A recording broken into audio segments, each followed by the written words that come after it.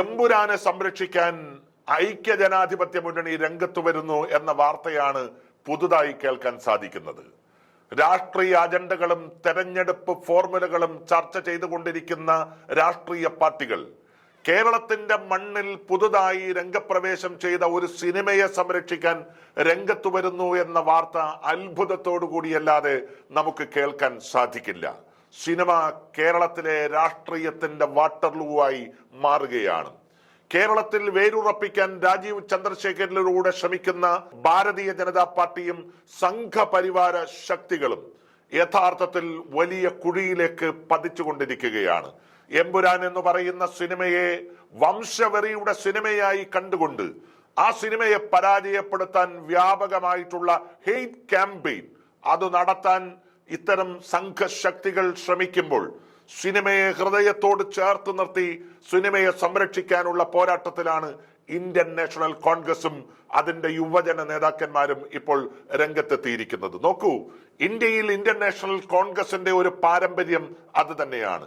India കണ്ട ഏറ്റവും പ്രധാനപ്പെട്ട കാർട്ടൂണിസ്റ്റ് ആയിരുന്നു ശങ്കർ. ആ ശങ്കർ ഏറ്റവും കൂടുതൽ വിമർശനം ഉന്നയിച്ചത് ഇന്ത്യയുടെ പ്രഥമ പ്രധാനമന്ത്രിയായിരുന്ന പണ്ഡിറ്റ് ജവഹർലാൽ നെഹ്റുവിനെതിരെയാണ്. ഒടുവിൽ കുറെ കാലം ശങ്കറിന്റെ കാർട്ടൂണുകൾ കാണാതെ വന്നപ്പോൾ ആ ശങ്കറിനെ വിളിച്ച്, എവിടെയാണ് ശങ്കർ, എന്റെ കാർട്ടൂണുകൾ ഒന്നും കാണുന്നില്ലല്ലോ എന്ന് ചോദിച്ച പണ്ഡിറ്റ് ജവഹർലാൽ നെഹ്റുവിന്റെ പാരമ്പര്യം പേറുന്ന കോൺഗ്രസ് എമ്പുരാനെ സംരക്ഷിക്കാൻ രംഗത്തു വരുന്നു എന്നുള്ളത് ആശാവഹമായിട്ടുള്ള വാർത്ത തന്നെയാണ്. യുവ നേതാക്കന്മാരെല്ലാം വമ്പൻ ഹിറ്റ് പോസ്റ്റുകളുമായി രംഗത്തെത്തി. രാഹുൽ മാങ്കൂട്ടം ഇങ്ങനെ പറയുന്നു: ഇന്നലെ തന്നെ എമ്പുരാൻ കണ്ടിരുന്നു. KGF-ഉം പുഷ്പയും ഒക്കെ വന്ന് മലയാളക്കര കീഴടക്കിപ്പോയപ്പോൾ മലയാളി കൊട്ടും കുരവയുമായി ആർത്തു വിളിച്ചപ്പോഴും ഇങ്ങനെ ഒന്ന് നമുക്കില്ലല്ലോ എന്ന് തെല്ലും അസൂയയോടെ നമ്മൾ നോക്കിയിരുന്നു. കേരളത്തിന്റെ പ്രാദേശിക അഭിമാന ബോധത്തിലേക്കാണ് പൃഥ്വിരാജ് എമ്പുരാനിലൂടെ സേഫ് ലാൻഡ് ചെയ്തിരിക്കുന്നത്. മേക്കിംഗ് കൊണ്ടും സാങ്കേതിക തികവ് കൊണ്ടും മലയാളം പറയുന്ന ഒരു പാൻ ഇന്ത്യൻ സിനിമ തന്നെയാണ് എമ്പുരാൻ. മോഹൻലാലും മഞ്ജു വാര്യരും പൃഥ്വിരാജും വെഞ്ഞാറമൂടും ബൈജു സന്തോഷും തൊട്ട് പേരറിയാത്ത വിദേശ അഭിനേതാക്കൾ വരെ തകർത്താടിയിട്ടുണ്ട് ഈ സിനിമയിൽ. ടിക്കറ്റ് എടുത്തവർക്ക് ഓരോ ഫ്രെയിമും മുതലാകുന്നുണ്ട് എന്ന് ചുരുക്കം. എന്നാൽ സിനിമയിൽ പറഞ്ഞിരിക്കുന്ന രാഷ്ട്രീയത്തിന്റെ പേരിൽ മോഹൻലാലിനും പൃഥ്വിരാജിനും മുരളി ഗോപിക്കുമെതിരെ നടക്കുന്ന ഹെയ്റ്റ് ക്യാമ്പയിൻ ഒരു തരത്തിലും അംഗീകരിക്കാൻ കഴിയുന്നതല്ല. കശ്മീർ ഫയൽസും കേരള സ്റ്റോറിയും തുടങ്ങി നട്ടാൽ കിളിർക്കാത്ത നുണയും അപരമത വിദ്വേഷവുമായി ഇറങ്ങിയ സിനിമകളുടെ ആവിഷ്കാര സ്വാതന്ത്ര്യത്തിന് വേണ്ടി വാദിച്ചവർ തന്നെയാണ് എമ്പുരാനെതിരെ കടന്നു വന്നിരിക്കുന്നത്. ബജ്രംഗി എന്ന് പറഞ്ഞപ്പോൾ തന്നെ അത് തങ്ങളാണെന്ന തിരിച്ചറിവിന് എന്തായാലും അഭിനന്ദനങ്ങൾ. ആ തിരിച്ചറിവ് നാളുകളിലേക്കുള്ള തിരുത്തലിന്റെ കാരണമാകട്ടെ. എന്തായാലും സംഘപരിവാറിന്റെ വിദ്വേഷത്തിന്റെ ഫാക്ടറിയിലെ വെറുപ്പ് മലയാളത്തിന്റെ മഹാനടൻ മോഹൻലാലിന് നേർക്ക് തുപ്പണ്ട.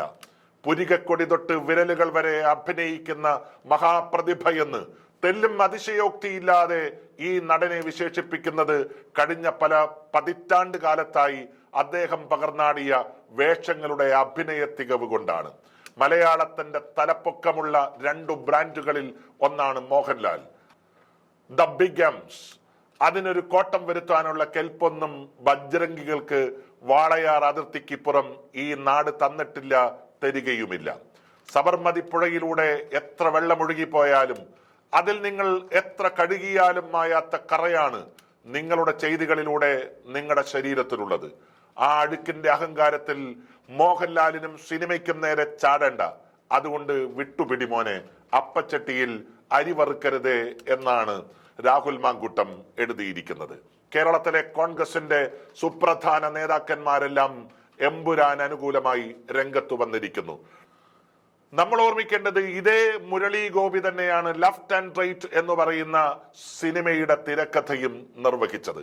ആ ഘട്ടത്തിൽ ഏതെങ്കിലും രാഷ്ട്രീയ പ്രവർത്തകന്മാർ അതിനെതിരെ മുന്നോട്ട് വന്നിട്ടുണ്ടോ എന്നുള്ളത് ഇപ്പോൾ നമ്മൾ പരിശോധിക്കേണ്ട ഒരു ഘട്ടമാണ്. നമുക്കറിയാം, ഷാജി കൈലാസിനെ പോലുള്ള ആളുകൾ, രഞ്ജി പണിക്കരെ പോലുള്ള ആളുകൾ കോൺഗ്രസിനെ തലങ്ങും വിലങ്ങും ഒരു കാലഘട്ടം ആക്രമിച്ചിട്ടുണ്ട്. പക്ഷേ അതേ രഞ്ജി പണിക്കർ തന്നെ കോൺഗ്രസിന്റെ നിരവധി വേദികളിൽ പിന്നീട് വേദി പങ്കിടുന്ന വിസ്മയകരമായ കാഴ്ച നമ്മൾ കണ്ടിട്ടുണ്ട്.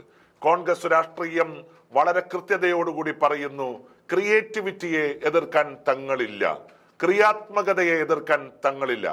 രാഷ്ട്രീയം അതിന്റെ വഴിക്ക് പോകുമ്പോൾ അതിനെ വിമർശിക്കാനുള്ള ഏറ്റവും പ്രധാനപ്പെട്ട സങ്കേതങ്ങളിൽ ഒന്ന് തന്നെയാണ് സിനിമ എന്ന വലിയ ക്യാൻവാസിൽ തന്നെയാണ് കോൺഗ്രസ് ഇതിനെ കാണുന്നത്.